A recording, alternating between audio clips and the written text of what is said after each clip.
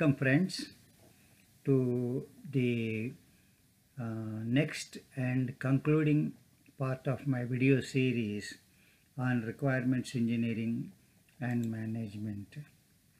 As usual, we'll begin with a prayer from Rigveda. Come together, let us. Continue together, let us. Strive together, let us. Shine together, let us. And bear no ill will, let us. In this, I am covering the best practices and pitfalls in requirements engineering and management. See, the best practices and the pitfalls have to be both at organizational level and the project level.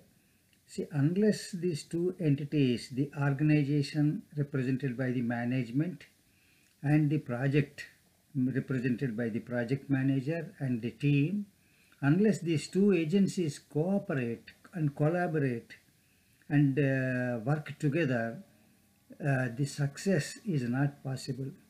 But first and foremost, the project and the project team works within the framework set in place by the senior management or the organization. If the framework is weak, the result cannot be strong. So the organization has a responsibility to set in place a robust framework in which the project team operates and delivers results. And the first thing that the best practice or the pitfall is in the approach to the requirements engineering and management. Many organizations, including some of the professional organizations, take an ad hoc approach to the requirements engineering and management. They see that we recruit the right person and give him the responsibility and the authority, he will deliver results. True to some extent, but when you are having multiple projects and you are a sizable organization, the uniformity will be lacking. People will be delivering results in different forms. The customers will not know what to expect from the organization. The result will not be predictable. And when you make the delivery person dependent, and if the person leaves midway through the project suffers, the organization suffers. So the professional organizations which execute multiple projects, at least let us say 5 and more, should have a process driven approach. Then we can ensure predictability of the delivery and also remove the person dependency. And process driven approach is a best practice, and ad hoc approach is a pitfall. Falling in the pit doesn't mean that you will die there. You can get up and move forward, but then it is a pitfall. Then provision of resources. The provision of resources, one way of looking at it is people who have worked as programmer for some time, give him a promotion, make him a requirements engineering person, resource person. That's a approach that has been there for a long time. I'm not saying it will not work, but before you make that person a requirements engineering person, ensure that the person is given right training. Without right training, the person will not be able to deliver good results. Or when you recruit specialists who have done some course in business analysis or management of business administration, MBA course, something like that, or a functional specialist, so that they can deliver good results. Qualified resources is a best practice, and right training. Even for the people who are recruited, we will have to train them, induction training and skill update training, and whenever tool training, all these trainings have to be given to them, and give them that right kind of training in the right environment, in the right manner. That will be best practice. Not doing these two is a pitfall. Then tools and techniques. Are there tools? Are the requirements engineering people taking pen and pencil and paper and going for requirements elicitation and gathering, or are they going with a laptop? Okay, even if they are going with a laptop, are they using Excel sheets and MS Word and that kind of office tools, or do they have a specialist requirements gathering elicitation tool? Now tools are available. If the tools are given, the productivity will improve. Then the productivity improvement benefits the organization directly.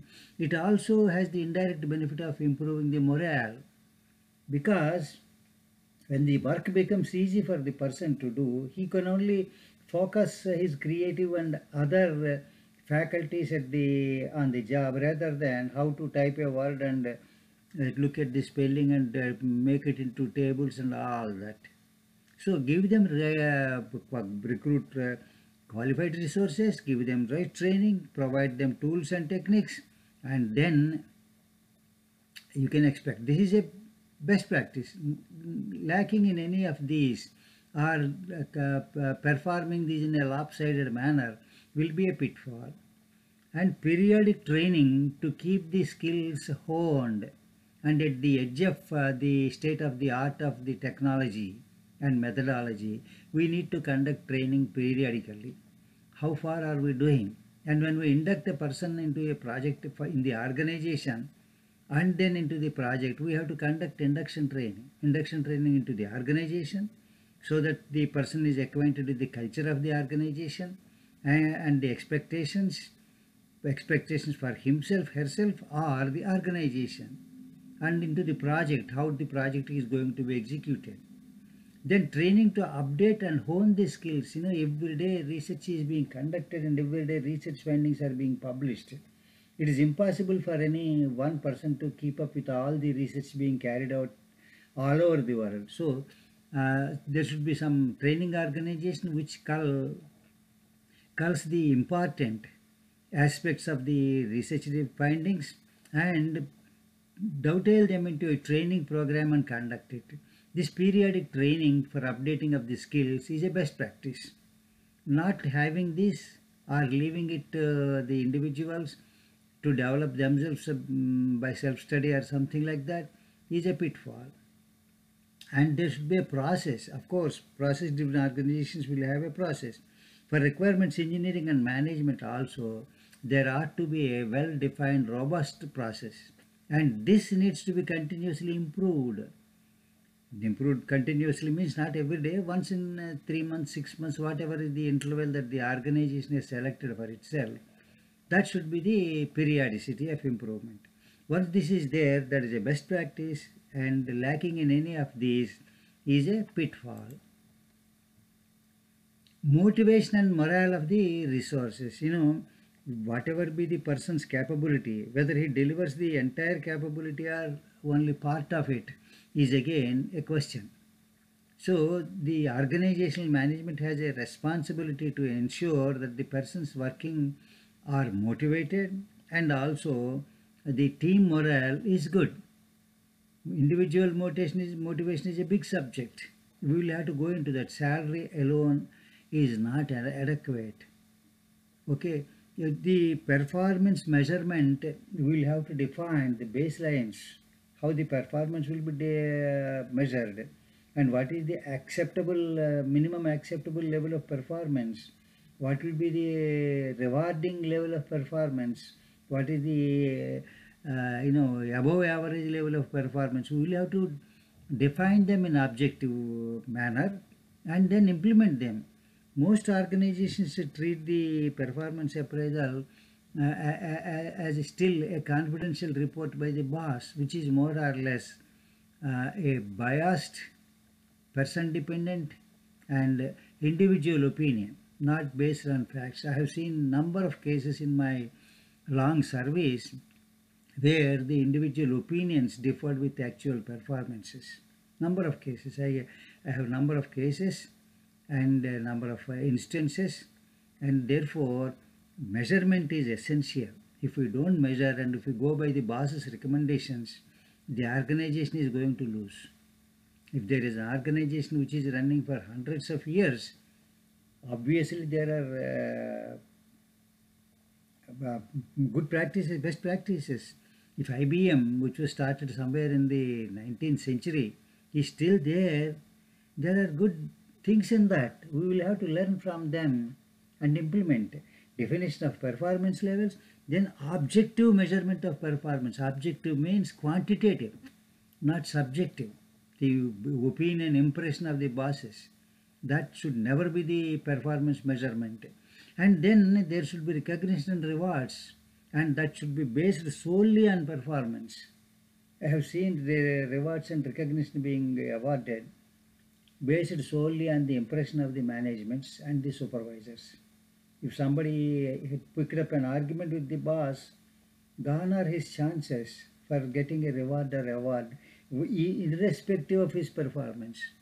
This is very bad for the organizations. The organization should be not dependent on individuals. It should be based on measurements, metrics, and performance. And in some organizations, for some quirky reason, the same fellow gets the award and reward every time the award is given. They say he is the super performer. If he is a super performer, why are you giving him a reward second time? Promote him or put him in a better job where you are challenging him. When the same person gets a reward for the second time, that means the organization has challenged his capabilities. They are using the capabilities in a lower level.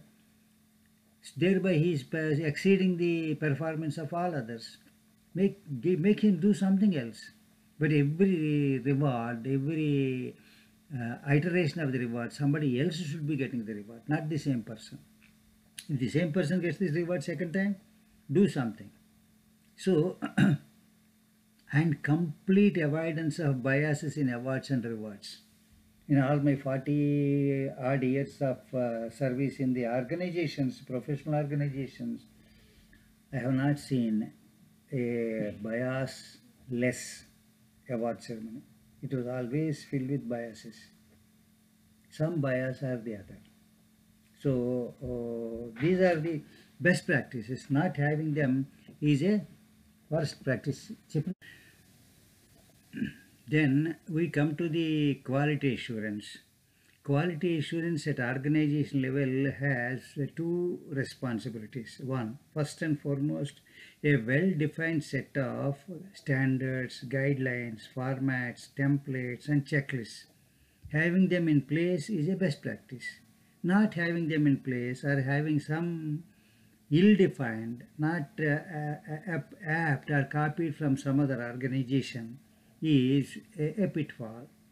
And implement the quality assurance in requirements engineering and management. Three techniques come handy. That is, all three are reviews. Peer review and managerial review ensure that the requirements are well defined. Expert review validates the requirements. Validation happens through expert review. So implement all these three reviews in the project requirements. That's the best practice. Ignoring or implementing them with half a heart is the pitfall. Knowledge repository has to be built by the organization. It should be maintained by the organization. Every project we execute should dovetail some of the experience back into the knowledge repository. And also the development that are taking place all over the world, the new concepts that are coming, the new tools that are coming, they all have to find a place in our knowledge repository. It is a conscious effort. It needs resources and funding, and management also ought to provide this. Providing this, that is a best practice. Not providing them or providing them inadequately is a pitfall. Those are the organizational level best practices, and let us now come to the best practices and pitfalls at the project level.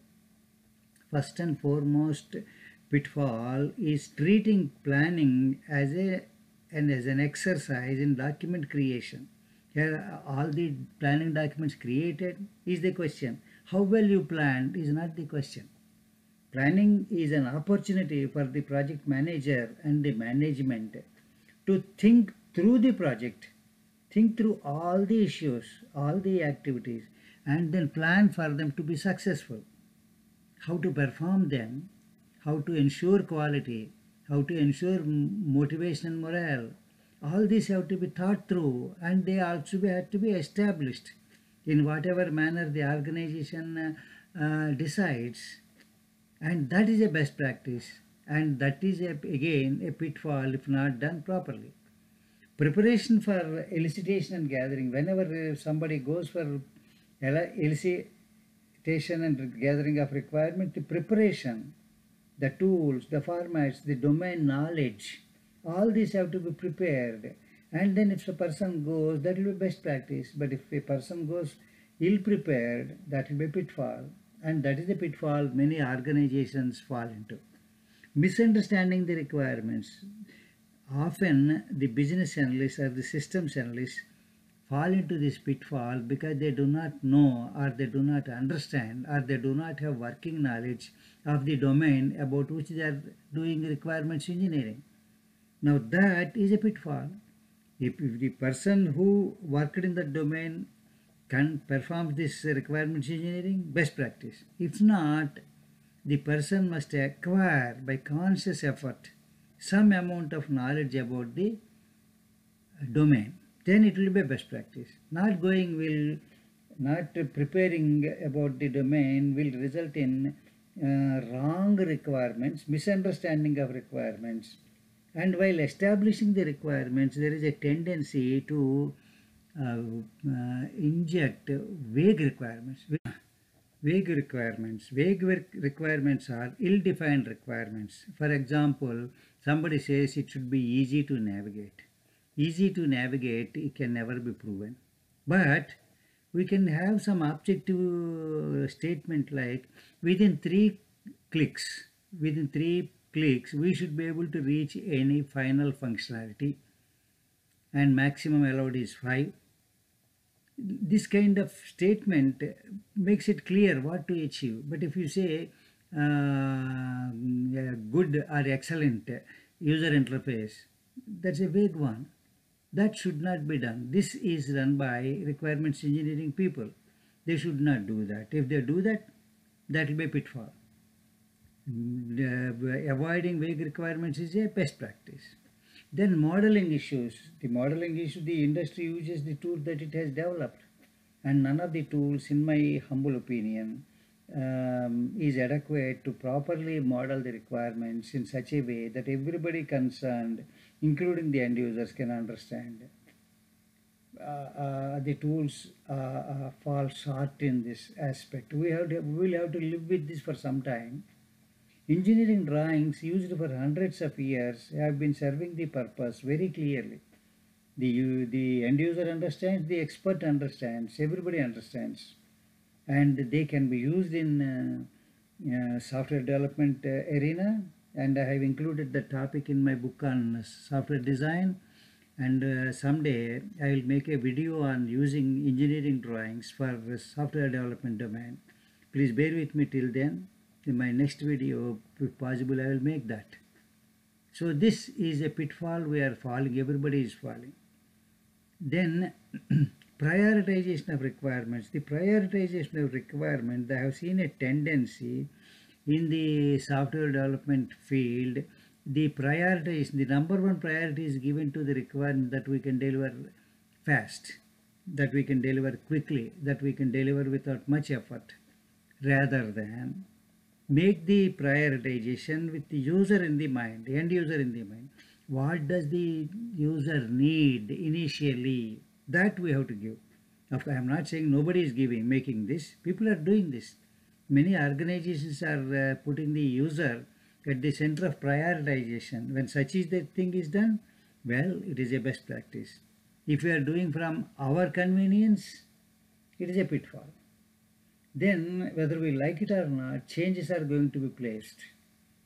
Change requests are going to be placed on the project team, and they will come at the most inconvenient time, about the most inconvenient part, most critical part, most difficult part. We will have to manage them. Poor change management results in a badly developed product. So therefore, change management is important, and I have made a separate video on change management in requirements engineering and management. Please watch that and learn from it and implement. A robust change management process definition and then implementation are best practice. Not having them properly is, or up to the mark, is a pitfall. Tracing and tracking of requirements. Tracing and tracking of requirements is a very important aspect, more in other areas rather than in requirements engineering. In requirements engineering, we only have the user specifications before we establish the final software requirements or the low-level design. So only one stage of tracing and tracking. All other stages, the tracking is much poor. If we neglect this, be sure we will be neglecting some of the important requirements, important to the user. It may not look important to us, but they are important to the user. And that is what is important, especially the ancillary requirements which deal with safety, security, all those aspects are very, very important. There is no user supervision and verification. So we will have to do that. And that is where we miss. Supervision. Supervision has been proven to be a very important factor in the performance of employees in the 20th century, early part of the 20th century, by Elton Mayo and his team at the Hawthorne plant of the Western Electric. Still, this remains a concern. Taking the umbrage under the software development employees or resources or knowledge workers, we reduce the supervision. Supervision has to be there, and it has to be done properly. They must be trained in proper supervision.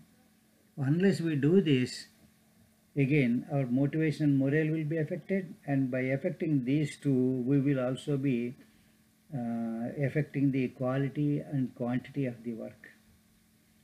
A good supervision is a best practice, and not having that is a pitfall. Project postmortem, unfortunately, in my humble opinion again, and experience, is rather an exception than a rule. The surgery in the medical field has improved tremendously, and also the treatment and diagnosis have improved tremendously, mainly due to the postmortem of the patient that died in the hospital. The pathologist leads that postmortem, giving the reasons of the death and how the treatment impacted the patient. And the doctor who treated the patient also gives his impression, opinion, why that particular line of treatment was selected, and why that could not be changed, or why the patient could not be saved. This improves the knowledge of all the people attending it. That's not to fix blame, but to learn from this exercise. Even if best practices are there, people will learn how to do well. If there is a mistake, people will learn from the mistake. So this is also an important aspect, and presently it is a pitfall in most organizations and best practice in a few organizations. So friends, these are the best practices and pitfalls in the requirements engineering and management. I hope you enjoyed my lecture and learned something from it. Learning is more important than enjoying, and I thank you very much for watching this entire series of requirements engineering and management video series. With this, I conclude my videos on requirements engineering and management. Next, I will take some other topic. So friends, please patronize me and subscribe to my channel. I thank you all very much, and have a great day.